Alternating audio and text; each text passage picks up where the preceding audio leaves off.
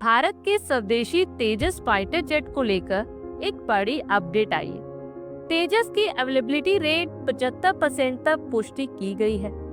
Availability rate यानी कि किसी भी समय कितने fighter jet military equipments battle या मिशंस के लिए तैयार है। कोई भी देश अगर 100 फाइटर जेट्स को रखता है तो जरूरी नहीं कि वो सारे 100 एयरक्राफ्ट हमेशा उड़ान के लिए तैयार हो।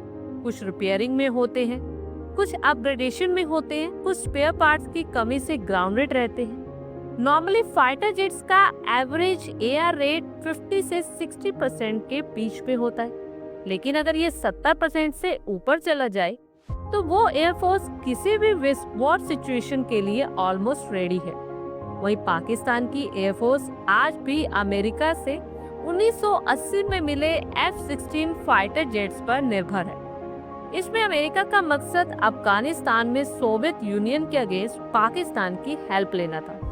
आज ये फाइटर जेट्स लगभग 45 साल पुराने हो गए हैं। हाल ही में अमेरिका ने पाकिस्तान को $400 बिलियन की मदद भी दी थी इनकी मेंटेनेंस के लिए। इनका एआर रेट अब 50% से भी नीचे गिर रहा है, यानी कि अगर पाकिस्तान के पास 70 F-16 है तो इसमें से सिर्फ 30 से 35 ही फाइटर जेट उड़ने लायक है।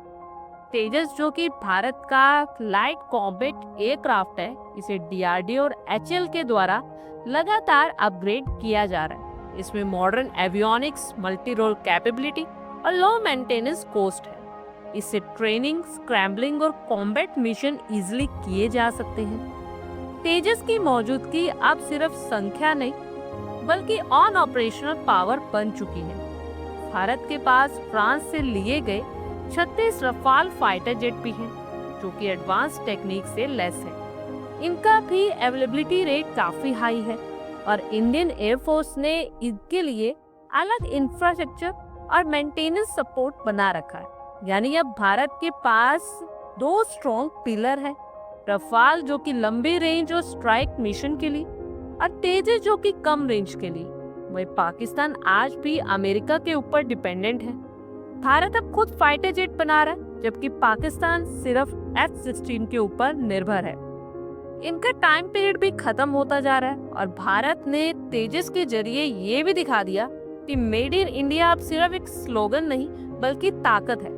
जब पाकिस्तान 1980s के एयरक्राफ्ट को अपग्रेड कर रहा है, वही भारत 2020 का तेजस और रफाल तैनात कर चुका है। ये तो हम सब जानते ही है कि भारतीय सेना कभी बिना तैयारी के जवाब नहीं देती।